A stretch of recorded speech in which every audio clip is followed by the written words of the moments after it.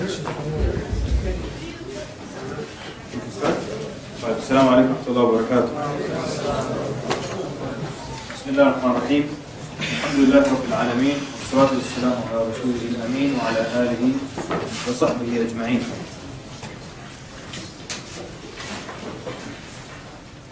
Okay, how was lunch, everybody? Everybody have a superb lunch like I did? No. I had a great lunch. Huh? No, it was not biryani. What happened to the what? Flour. What is it? Flour? What happened to it? Okay. I was told someone brought me some in the morning. No, you're gonna run and get it now, Ahmed. Not like I'm gonna eat while I'm talking. Look, let me explain to you the whole thing with biryani, okay? Okay, let's finally explain the biryani. I used to teach at this school for like 5 years, and the youth were getting to the level where now they're supposed to start giving khutab and start giving speeches. So we were supposed to instruct them on how to give a good speech, or how to make your speech worthwhile to people. So I gave them this analogy, and it involved biryani. I told them, look, a good speech is like a plate of biryani. You'll understand. I told them, if you eat biryani at a generous person's house, there's a lot of meat there, you know? You don't have to hunt for the meat. The meat's right there. And this is my problem with biryani. When you eat biryani at a stingy person's place, and they used to sell biryani in this masjid, there's no meat, it was just rice. It's spicy rice.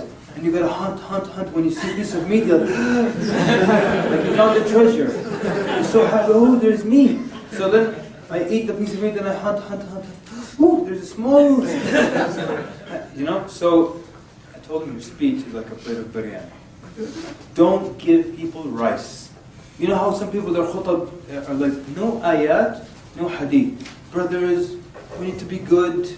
Brothers, let's be kind. Brothers, let's fast. Brother, give me a hadith. Be kind, give me a hadith. Let's fast, give me an ayah. Give me meat. So your speech, the meat in your speech, your ayat and your hadith, that's the meat. So the more meat you have, because when you eat this spicy rice, 1 hour later you're hungry again. People come on Jum'ah and they want you to help them increase their iman and learn something. Nourish them spiritually.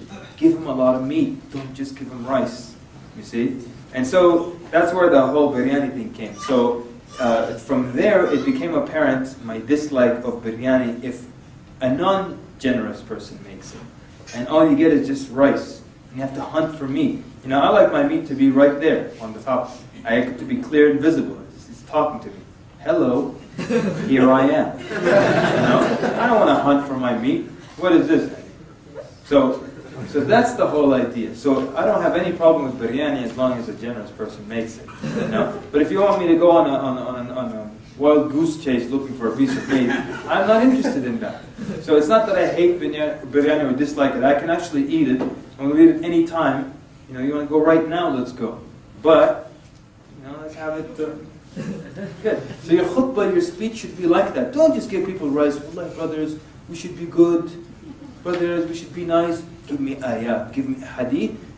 Fill people, spiritually nourish them, and then send them off. That's the whole biryani thing. So, you know, I promised you a poem. I actually forgot my poem today, the kebab poem. Forgot. But I think I memorized another one. It's a bit shorter though. It's a friend of mine. We used to eat a lot together, you know, and I actually used to eat a lot, believe it or not. Back then we used to weight train and stuff, so I used to eat a lot. So me and this guy, we were like, you know, monsters. And like he, you know, if I ever like was in some town that I don't know, basically he knew all the restaurants. So I would call him up and say, yeah, hey, I'm at the corner of this and that. He's like, you know, if you go 2 blocks, there's a good restaurant there. So then he got married, and I got married, and we never ate out together again. So I wrote him this poem, where I told him, sadness fills my heart and fills the sky. Marriage forces us to say goodbye.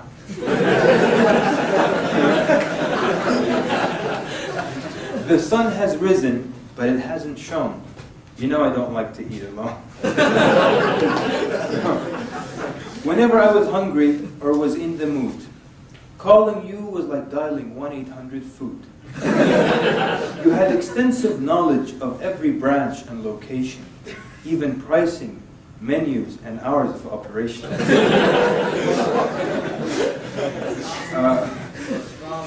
And then, but now we don't eat and we don't mingle. I wonder if you still eat like when you were single. So, and we used to go to this place. It was a phenomenal Afghan restaurant, and they had something called chopan, which is lamb chops. But they were the best lamb chop place there. So I said, so give me a call sometime if you can, to eat some kebab or maybe chopan. Or for a light snack at the all-you-can-eat, let's make them suffer another defeat.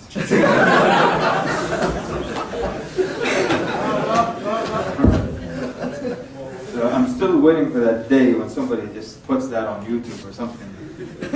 Usually when I give the speech, the camera's off, you know, give the poems and stuff. Okay, this is what we're going to do. I'm going to use these two for later. Okay, let's get started, inshallah. One other method. So what do we have as methods right now? All the ways that we've mentioned. Just read through your notes. Quantifying the argument. Flipping. Using the flip side of the argument. Go ahead, just yell them out. Analogies to the dunya. Making analogies, comparisons to dunya. Statistics and facts. Sometimes, 1 + 1 = 2. Link it to why we do that. It's linked to Allah Azza wa Jal. It's not about this specific small action here. It's linked to the greatness of Allah Azza wa Jal. Or that sometimes you shame people out of something, like the guy who says, I can't leave pork. Are you serious? Okay. There's something, sometimes you might encounter someone with the weirdest arguments. And so just like when a Muslim comes to you with something weird, what do you tell them? What's your dalil? What's your proof? So you can actually use this with other people. Like one time, this guy, again, this is an example of when you encounter someone that something you never heard of before. So I kept asking him, what is, I say this, he says that. I say something else, he brings these arguments that I've never heard of before in my life. They don't make any sense. So the easy way is to go to his or her source, and then let's talk about where you got this information from. And then let's look at that in detail and prove that that's false. That way I get rid of all your arguments. So when I went to do it with this person in this specific case, I said, okay, where did you get all this from? It was really weird. And I said, how do I tackle this guy? Then I thought, where is he getting this from? Why am I accepting this information? So I said, okay, where did you get this from? Which book? Which teaching? So he basically started to say some gibberish about it being, analysis and contemplation about certain historical events that have taken place. So I said, you made it up? He said, yeah.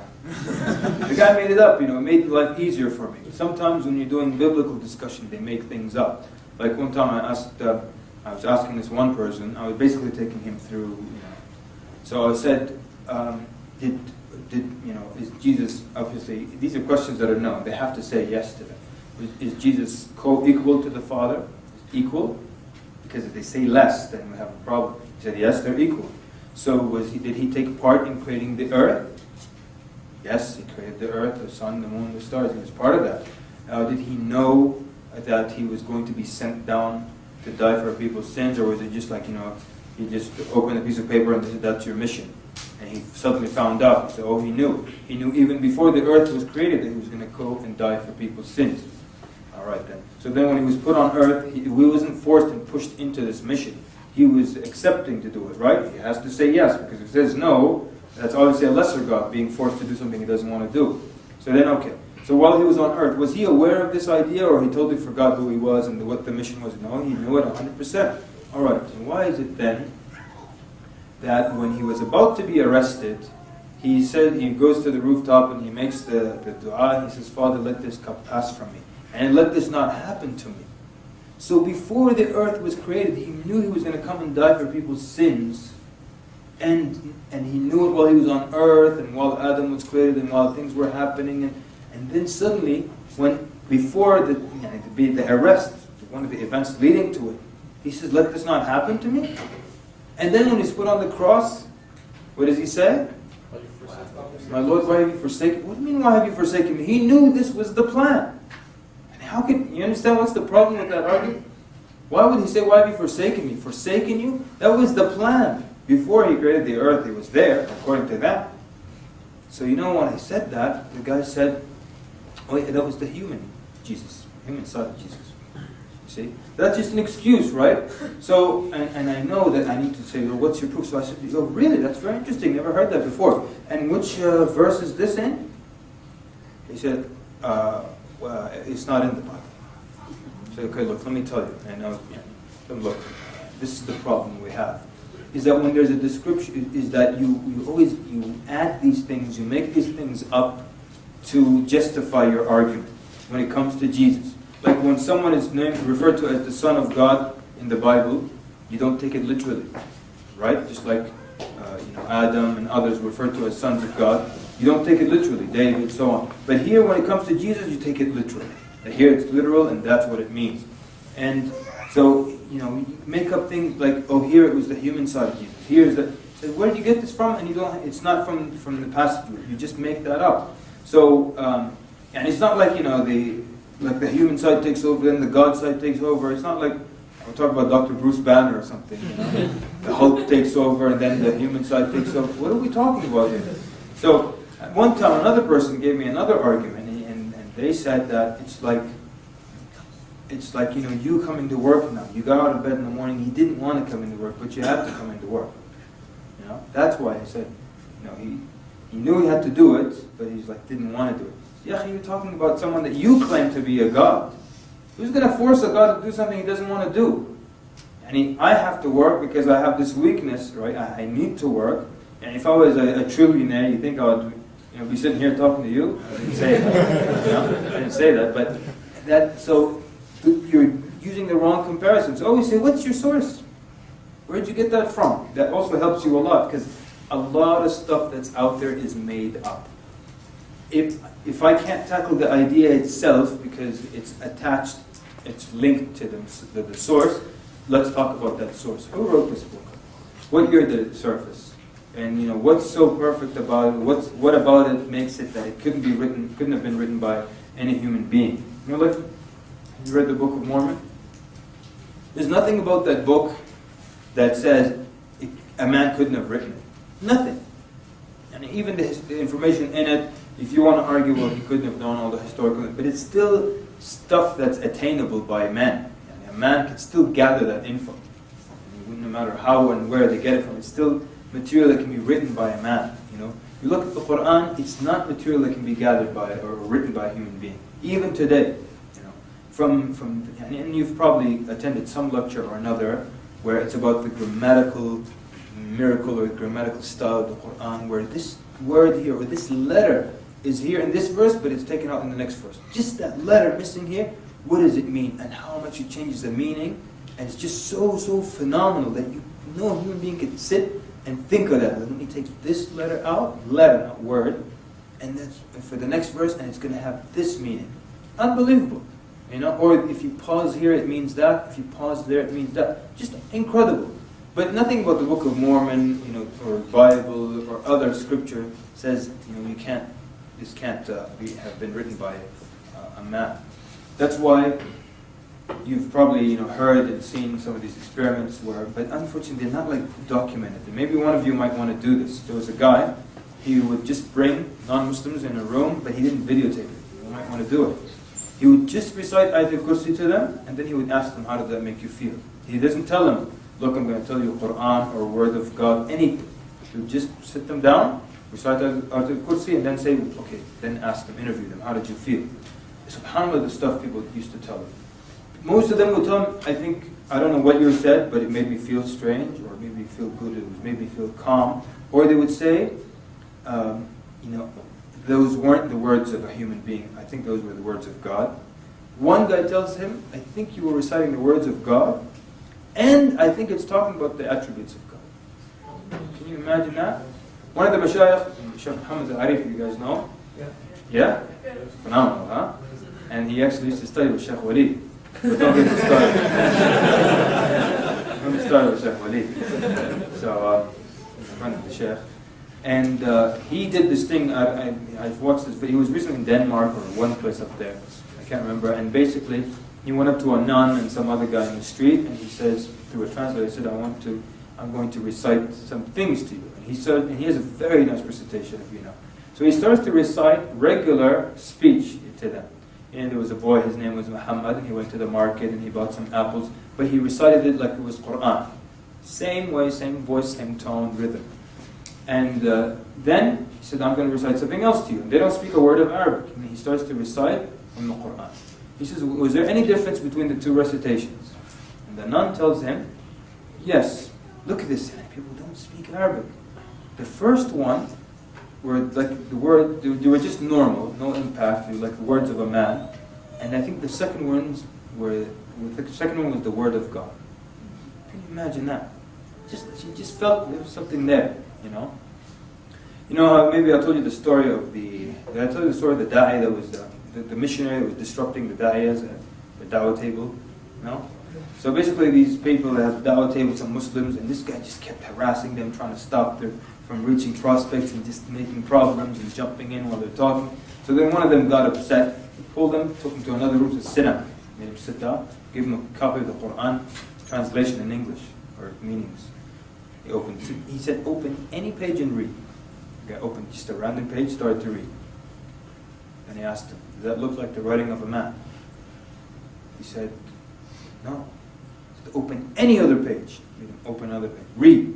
He read. Does that look like the writing of a man? The guy said, no. He said, open another page. Any page. He opens it. Read. He starts to read for a while.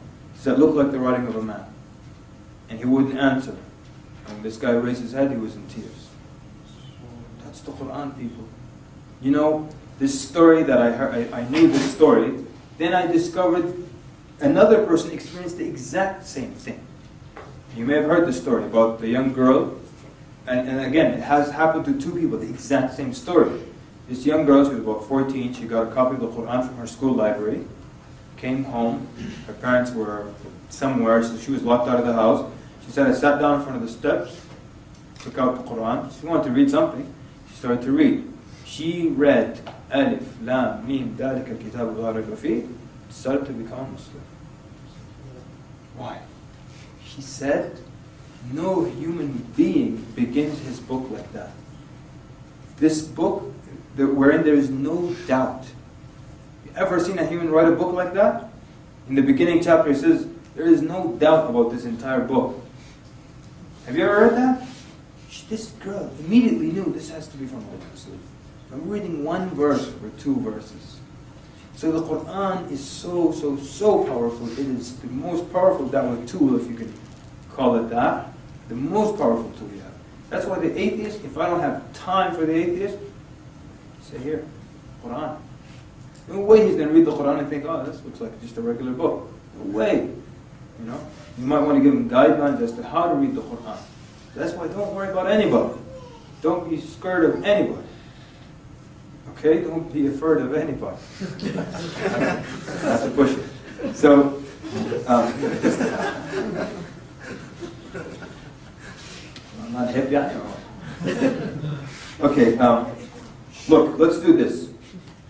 I've got 1, 2, 3. There are 3 more techniques, but what I want to do now, we're going to do some of the questions, all right?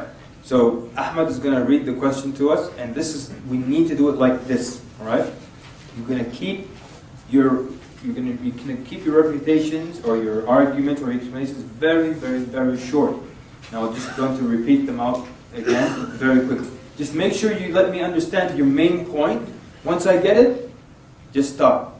We need to do it because we have a lot of questions. We don't have too much time. We want everyone to get a quick run through. Yeah. So it's also very good training for you to learn to be brief.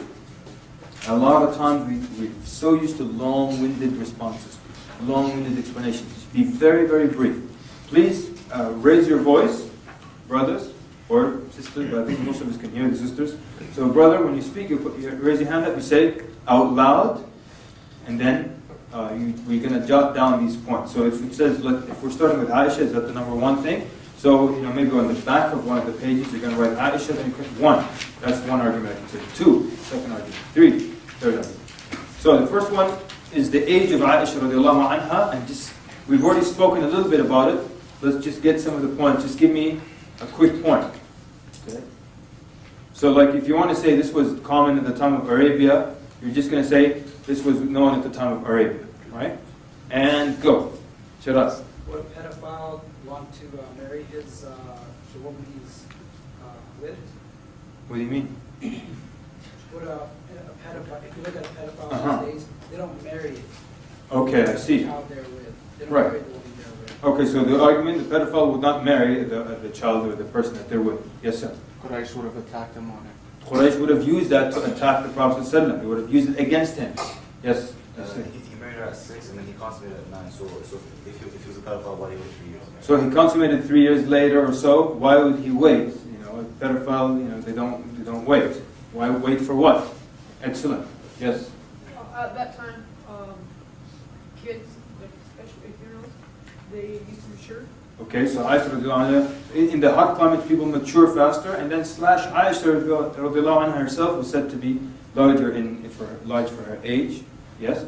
She was already engaged before the Prophet. She was already engaged before the Prophet. She was spoken for by someone else, which shows you that it was common. Also, Umar radiallahu anhu married Kulthum, the daughter of Ali. Later on, she was very young, he was very old. It shows you nothing is wrong with that. Okay? Yes? What did Aisha say about the Prophet after he passed away? What was her opinion of it? So, what was the Aisha's opinion of the Prophet ﷺ? Did she feel that, she was a young child taken advantage of? Was it a normal thing for her? Did she ever consider, my age factor was an issue? Never. Good. Yes, sir. I think this is more of a question, but I read in a couple of places that Aisha radiallahu anha's age is actually not 9. It was 18. Keep going. Relax, everybody. Yeah. I read from a couple of Islamic websites that it's actually from. There's a debate, and it's from 12 to 22, something like that. Okay. And I've also read that. But we're going to stick with Ari defending the younger age. Because, especially if it's 18 or 19 or 22, we don't have to defend that. So we're working on the exercise of defending how do you answer the young age. Because the older age, obviously, you don't need to argue for it. Which is another point you can add now, that if the Prophet wanted a younger person only, why is it that the other wives, some of them were in their 50s, some were in their 30s, 3 were in their 30s, 3 were in their 20s, and 3 were in their teens? And it wasn't it that all of them were young? That's another point. What else? You had something? Oh, sorry about that. Okay. Ahmed? Puberty is a natural indicator of women. Sorry? Puberty is a natural indicator of women. Jazakallah khair. Puberty is a natural. One of our revert brothers, he'll say, okay, why does a woman reach puberty so early? What's the use then? So puberty, okay, it's a natural thing. Yes, you had something? Basically kind of something seems like basically what they said. Okay. I think the last fellow was telling me that because there's like basically limitations and maximum, and there's basically guidelines. Basically, the age could be a limitation of how There was no limitation, you're there saying? was the limitation itself. Because I don't use Festus was talking about this in one of his lectures. Okay. طيب, okay, Jazakallah khair. What else was there? Anything else? Yes. Shalal. Why in this society is it wrong to marry a young girl, but young girls can run around half naked? Or you can run around and get active, whatever. Right? So that's another argument. The third, another one you want to add. Who says that this is, again, what Bassett did, right? He said you're using like what you feel is right to judge other cultures and other norms based on your culture. But that's assuming that you're right, that 18 is proper. Anything else is improper. Who says that? Okay, Bassett. Yeah, this isn't directly addressing the issue, but one person said Mariam, pleased with her, was the age of 11 or 12 when she gave birth to Isa alayhi salam. Okay, I don't know. I don't know of that, but if that's the case, then that's another argument. Yes, last one. They question why the Prophet Muhammad married such a young lady, Uh-huh. and they question why their girls, like go around and lose her virginity. Thank you, sir. Yes, exactly. We said that. Very good. Okay. So, خلاص. Ahmed, what's the next one, please? Why can't women lead prayer? Why can't women lead the prayer? Let's hear it. I mean, lead men in prayer. Why can't women lead men in prayer? Let's hear it. Yes, sir. Because they're what?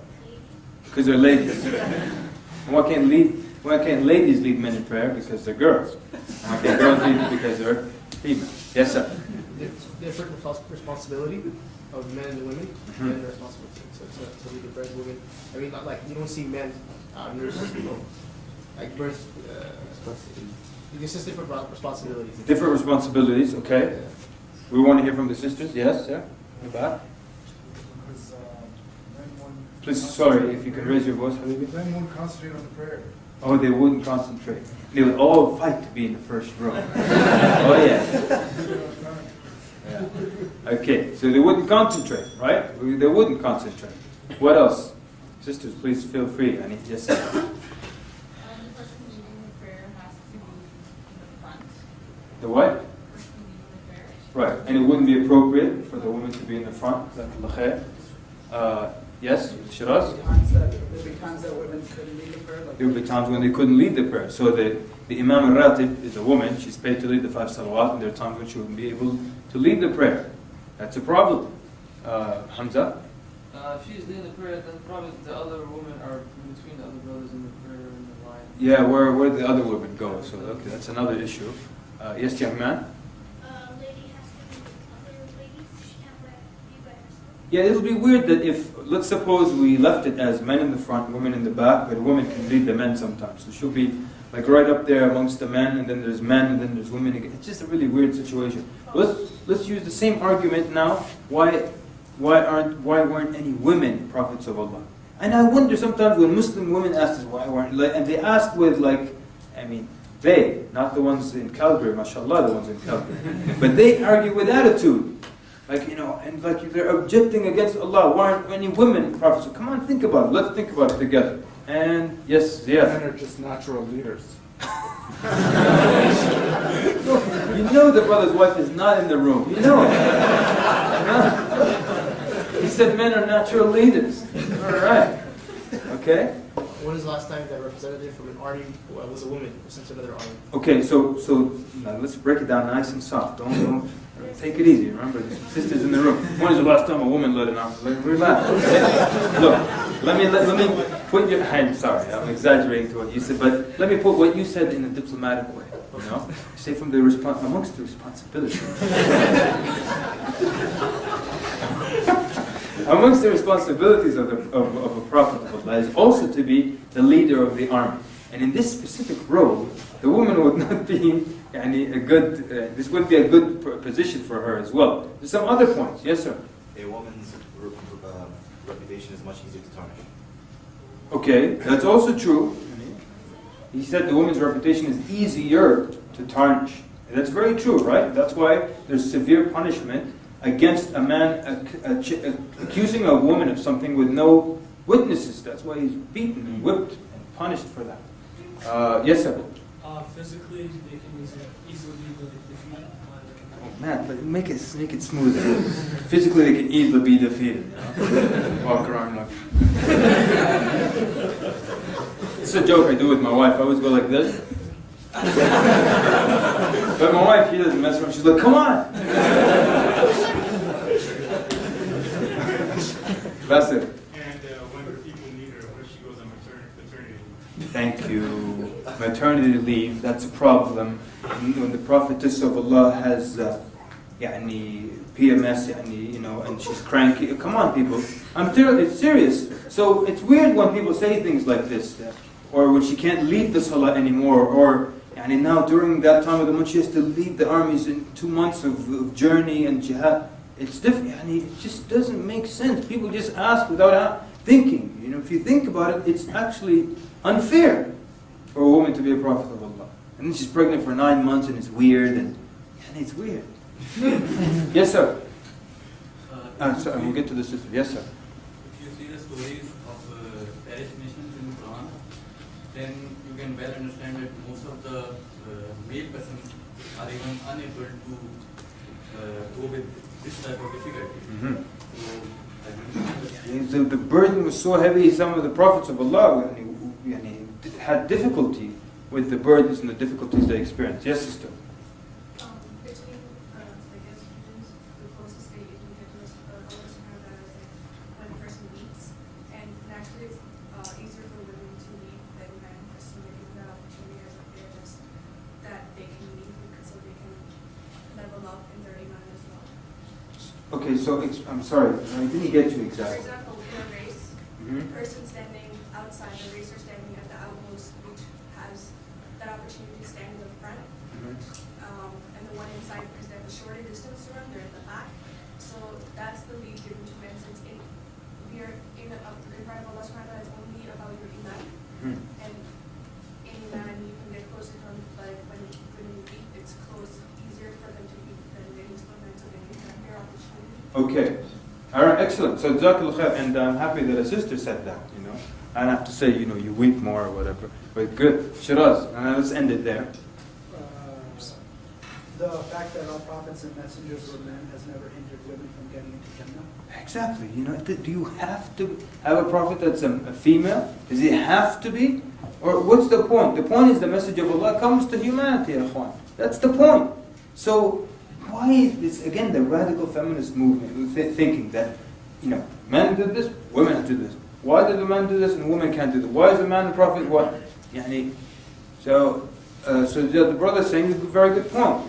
The whole point is the message of Allah reaches humanity, people go to Jannah. It doesn't matter if if prophets came from this tribe or that tribe, or they spoke this language versus that language. And then we're going to have people, you might complain, how come one of the prophets spoke Mandarin? It's not an issue, as long as the message reaches people. But, okay, next point, Ahmed? Difference between Sunni and Shia. Okay, skip that one, or make a circle or mark around it, we can come back to it later. Next one? Polygamy. Okay, polygamy, and really we're talking about polygyny, right? Because polygamy is just when one of the spouses marries more than the other. So polygamy includes polygyny and polyandry. So of course we don't have that polyandry stuff, so it's polygyny, right? When a male marries more than. Why is that permissible? Quickly now, these are quick short points. Yes? Yes? Men Talk to it. women ratio. Men to women ratio. 2. Yes? To reduce corruption. Now? Go ahead. Corruption. Reduce corruption when you're able to marry more, right? Yep. Okay, great. Me and you, we set up Citizens Against Corruption in Calgary. Oh yeah. Shiraz. Men have greater sexual desire. Okay, thank you. I won't repeat that. Yes. Easier to trace the lineage. Easier to trace lineage. That's very true. Yeah, sometimes Muslim women with attitude, of course they're not from Calgary, they with attitude can come and say, how come a woman can't marry 4? Are you kidding me? Are you serious about this question? And actually there was some documentary of this where they tried that. A woman married 2. It's just despicable. The whole idea is he has to take care of 4 men's houses, 4 men's different children, clean and cook and all that. And just physically impossible also. And lineage. And one of the aims of the Sharia, by the way, came to protect lineage. Yes, sir. With 4 women, you can have 4 children. With 4 men, you can have 1 child. Okay, that also makes sense. Then we used to tell people, how do you know who's the father? And now they have the audacity to tell you DNA. DNA. They just made that up. I mean, recently. How about years, for thousands of years? How would they solve that back then? Sure, now you have the solution. All right, real quick. Yeah? I just want to add something. There is actually a couple here in Calgary who are happily married. And What do you mean, actually couple? Well, the ladies. Uh-huh. Yeah, and they had a chat with my uncle who's an accountant. And basically the same thing what you were talking about. So you mean there are 2 women married to each other, Yani? And they're Muslims as well. Oh, man. Okay. See? And they have children? Not yet. Yeah, see, I mean, look, when you go sick, you go sick. And when you're sick, you're sick.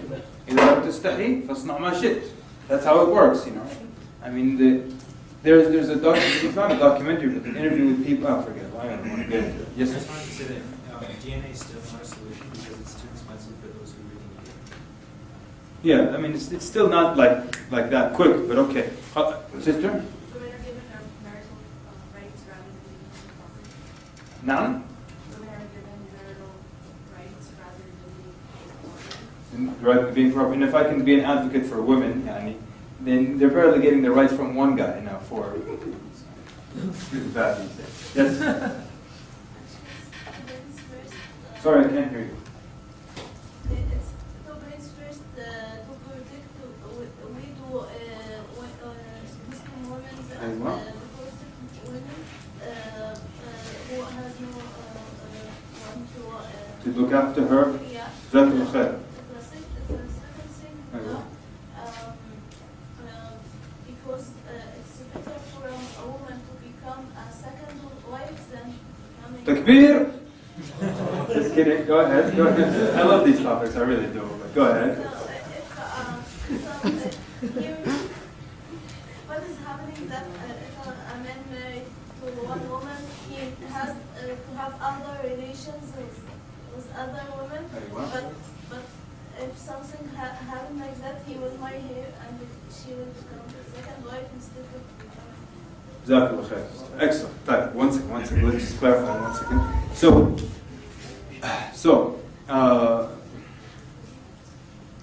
lost all those points. Anyways, you know I have a poem on multiple marriage, right?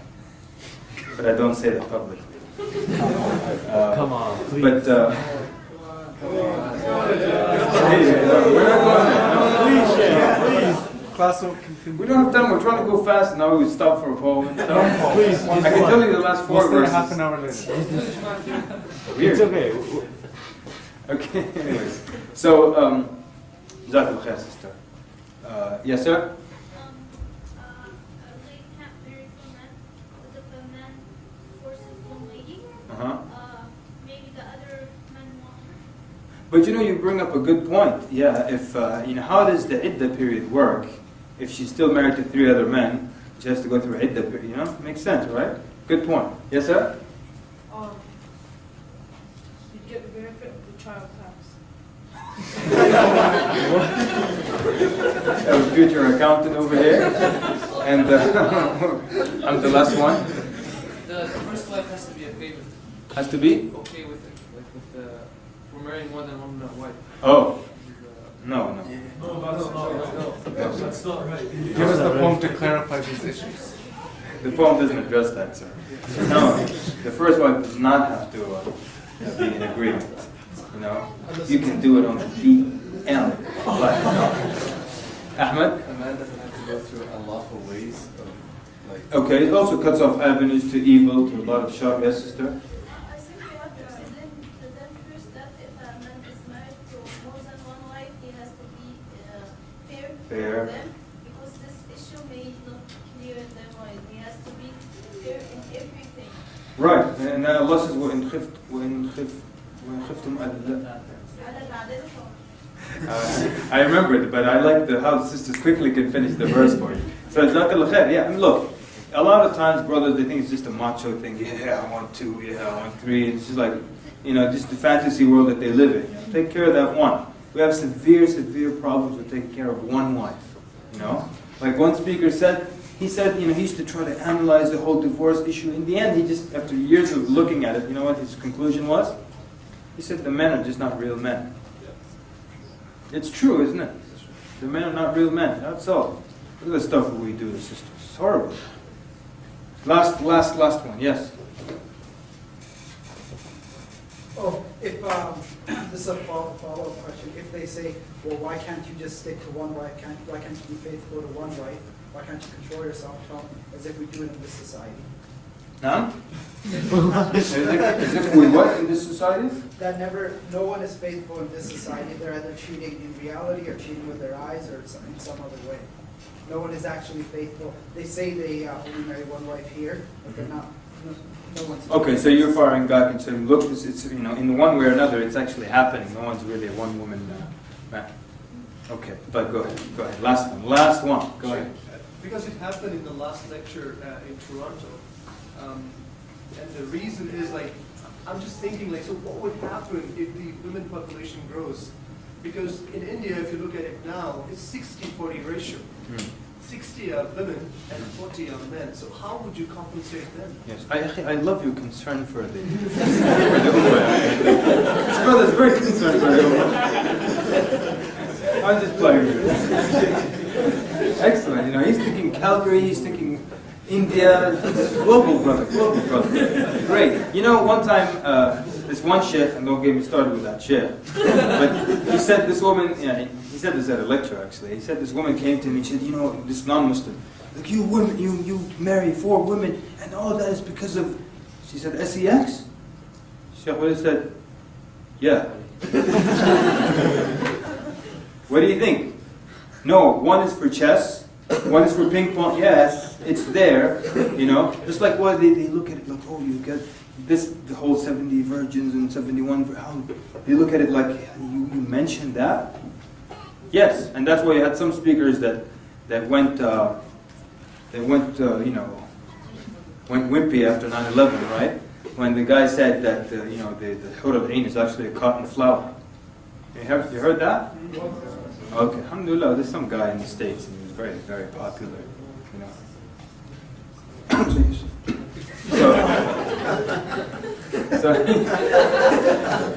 So he said that the hur al-ain is a cotton flower. Cotton flower? So when Allah says, وَزَوَّجْنَاهُمْ بِحُورٍ عِينٍ, we wed them the cotton flowers? I don't know what you're planning to do with the cotton flowers. What on earth is this? And what do? You talk to the cotton flower or something? Why would Allah wed you to a cotton flower? So, but you know, people just went wimpy, you know what I'm saying? So anyways, we need some serious editing for that thing. It doesn't go on YouTube unless I see it.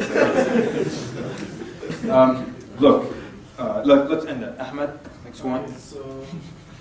Now, I don't have time to stop in every argument to say, look, he's using this method, using that method. But you're getting the idea. Ahmed, next one. Different sects in Islam, which one is the right Okay. sect, or different religions? Mark that one with the Shia, I will come to it later.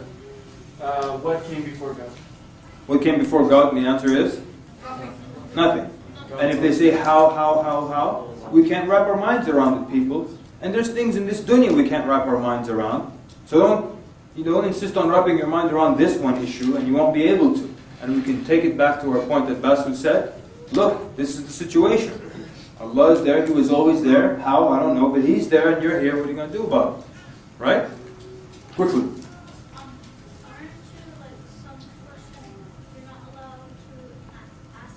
Ahsant, you're not allowed to ask how. Jazakallah khair. But this is a non-Muslim, he doesn't know that, you know. So, yeah, but you're right, Jazakallah khair. The brother is saying that, you know, in certain things we don't ask how. How did Allah sit on His throne? We don't ask that. How did He create? We don't ask that. A non-Muslim asks you how, or, you know, how come nothing came before God, what have you. We don't know the answer to that. Ahmed, next one. This one says, in Bukhari it said that Rasulullah says as well. Okay, we'll skip it for now. Okay, why does God need us to worship? We did that one, right? We did that one, correct? Evolution. Evolution. Can we do evolution now? Yeah. Okay, let's hear it real quick. Yeah. Why are there still monkeys around? Why are there still monkeys around? And basically his argument is, how come these monkeys, what happened to them that they didn't evolve into human beings? How do animals go extinct? How do animals go extinct? There is no intermediate fossils available in the world. That's true. They have already. The missing link? Yeah. Yeah? So, you know, they tell us that, you know, the fish became this and this became that and that became this, but they don't show us the middle part. When they're halfway between the missing link, also between the ape, the human, all these things. So it's, and by the way, it's called the what of evolution? The theory of evolution. When people tell me Big Bang theory or theory of evolution, before I even discuss it, I say, you know what a theory is. And what is a theory? Myth. Not really myth, but theory. Maybe. Anything that can be falsified.